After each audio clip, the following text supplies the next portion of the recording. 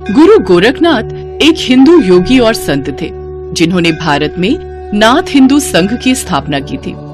उनके अनुयायियों को जोगी, गोरखनाथी, दर्शनी नामों से जाना जाता है। इतिहासकार उनका जन्म 11वीं से 12वीं सदी के बीच मानते हैं, जबकि कुछ ग्रामीण लोग उन्हें 14वीं सदी में जीवित मानते हैं। गोरखनाथ को महायोगी के रूप में माना जाता है। उन्होंने किसी विशेष धार्मिक सिद्धांत या विशेष सत्य को नहीं उपेक्षित किया, लेकिन उन्होंने ये बताया कि सत्य की खोज और आध्यात्मिक जीवन मनुष्य का मूल लक्ष्य है। उनके विचार, उनके योगियों के साथ और उनके द्वारा स्थापित मठ और मंदिर भारत में बहुत प्रसिद्ध हैं। विशेष रूप से उनके नाम से प्रसिद्ध शहर गोरखपुर में उनके नाम से स्थापित मठ और मंदिर पाए जाते हैं। गुरु गोरखनाथ एक योग सिद्ध योगी थे।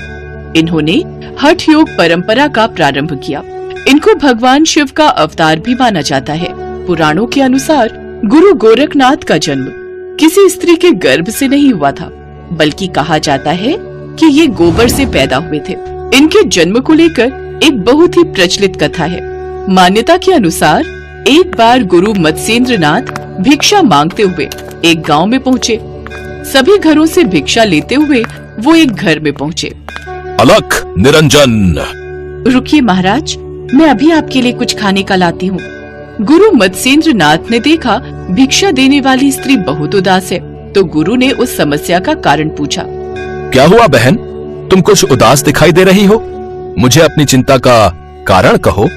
स्वामी महाराज, मेरी चिंता का कारण है मेरा निसंतान होना। मेरी कोई संतान नहीं है, इसी वजह से मैं सबके बहुत ताने सुनती हूँ। सब मुझे बांझ कहकर पुकारते हैं। बेटी, चिंता मत करो, तुम्हें बहुत जल्द ही संतान की प्राप्ति होगी। ये लो, इस भभूत को पानी में घोल कर पी लेना, तुम्हें पुत्र की प्राप्ति होगी। गुरु मत्स्येंद्र नाथ उस स्त्री को आशीर्वाद देकर चले गए, पर उस स्त्री ने पड़ोसन के कहने पर उसे टोना टोटका समझा। देख बहन, ऐसे में राह चलते संतों की बातों पर बिल्कुल विश्वास मत करना। ना जाने इस भभूत में क्या मिला है, पता चले कि तुम्हारी तबीयत खराब हो गई तो।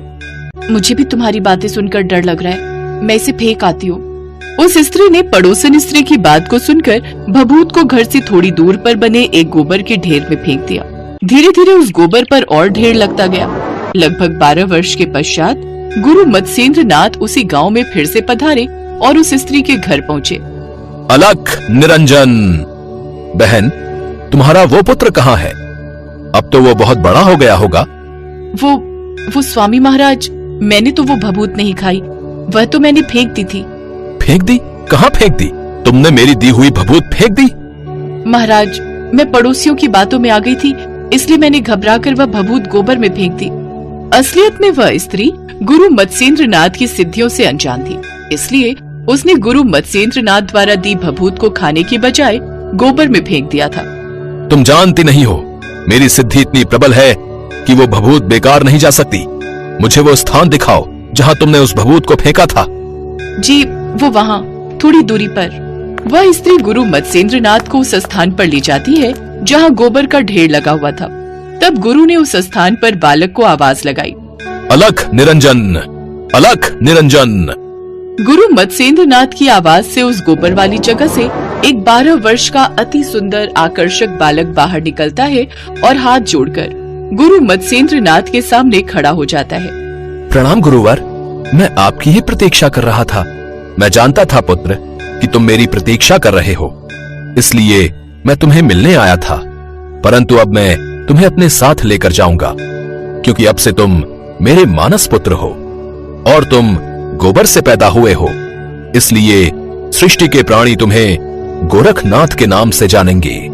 उस स्त्री की आंखों में आंसू थे, क्योंकि उसने गुरु मत्स्येंद्र नाथ के दिए हुए आशीर्वाद को स्वयं ही ठुकरा दिया था।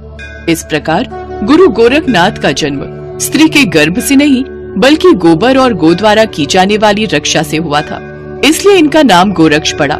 इस बालक को गुरु मत्स्येंद्र नाथ अपने साथ लेकर चले गए और आगे चलकर यही बालक गुरु गोरखनाथ बने।